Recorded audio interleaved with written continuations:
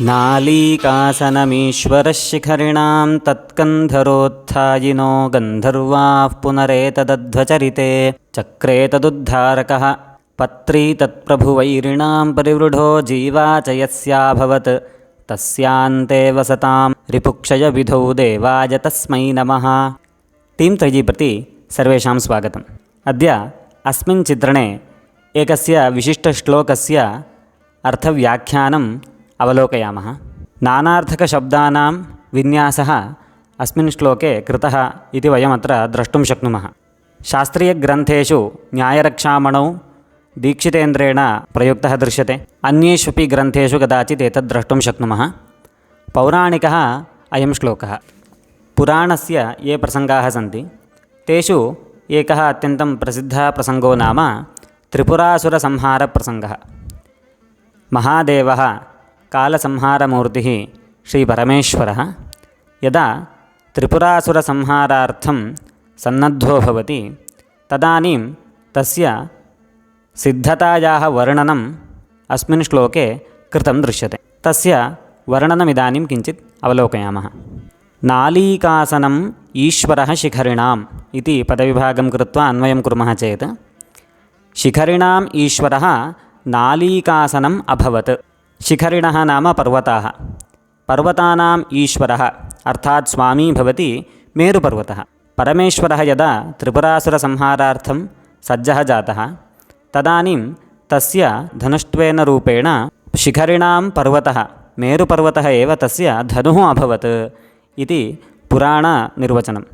नालीकासनं नाम धनुः इत्यर्थः।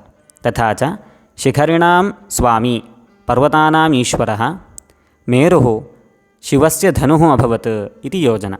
तत उत्तरं पङ्क्तिः एवमस्ति। तत्कन्धरोत्थायिनो गन्धर्वाः। इदानीं तदिति सर्वनामपदं। सर्वनामशब्देन नालीकासनस्य ग्रहणं कर्तव्यं।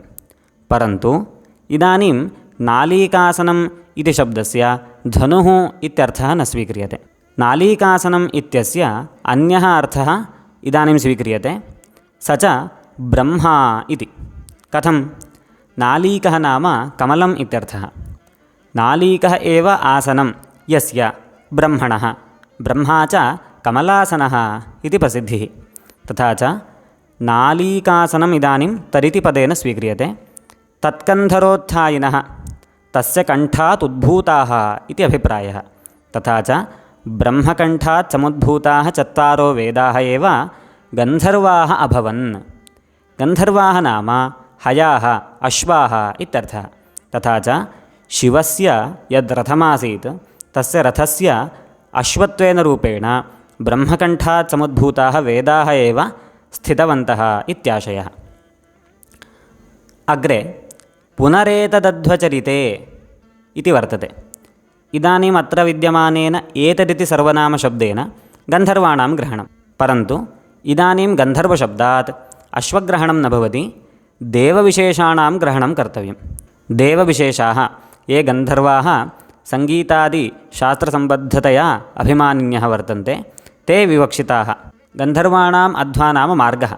गन्धर्वाणां मार्गः भवति आकाशः।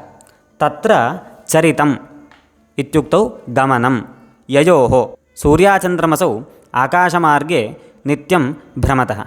तथा च आकाशे नित्यं गमनं ययोः सूर्याचन्द्रमसोः तौ अत्र गन्धर्वाध्वचरितत्वेन विवक्षितौ। तथा च एतदध्वचरिते चक्रे अभूताम्। सूर्याचन्द्रमसौ शिवस्य यद्रथं तस्य चक्रत्वेन स्थितवन्तौ इति विवक्षितं। तथा च एतदध्वचरिते सूर्याचन्द्रमसौ रथस्य चक्रे अभूताम्। तत उत्तरं वर्तमानं पदं तदुद्धारकः पत्री अभवत्। इदानीं चक्रम् इति शब्दस्य रथस्य चक्रम् इत्यर्थः न स्वीक्रियते। इदानीं चक्रम् इत्यस्य सुदर्शनचक्रं विवक्षितं।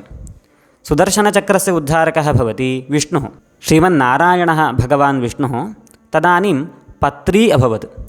पत्री इति शब्दस्य शरः इत्यर्थः।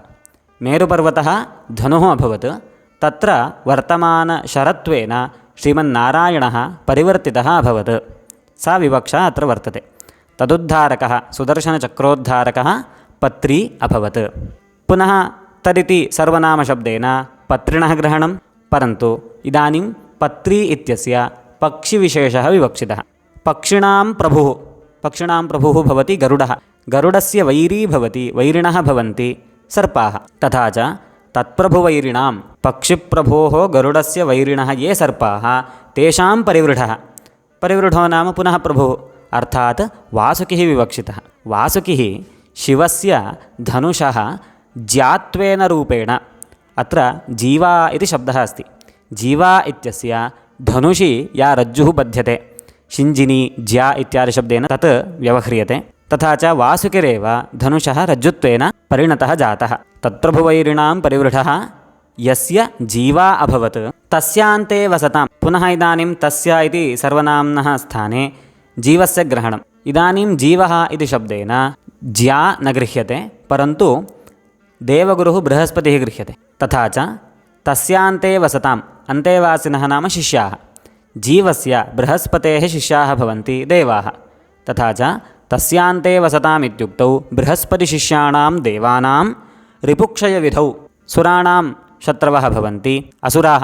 असुराणां संहारविधौ रिपुक्षयविधौ असुरसंहारकर्मणि यः प्रवृत्तः देवः परमेश्वरः तस्मै देवाय नमः इति अनिर्वचनीयमहिम्ने श्रीमते महादेवाय यः शिवया पार्वत्या युक्तः वर्तते तस्मै कालसंहारमूर्तये नमस्काराः अनेन श्लोकेन समर्प्यन्ते। तथा नानार्थकशब्दानां विशेषः अत्र अस्मिन् श्लोके प्रदर्शितः वर्तते। एतादृशाः विशिष्टश्लोकाः वैशिष्ट्यञ्च संस्कृतवाङ्मये नितरां दृश्यते। तदवगच्छन्तः संस्कृतवाङ्मयस्य प्रचारणं कुर्मः इत्युक्त्वा विरमामि। अग्रिमचित्रणे पुनर्मिलामः। धन्यवादाः।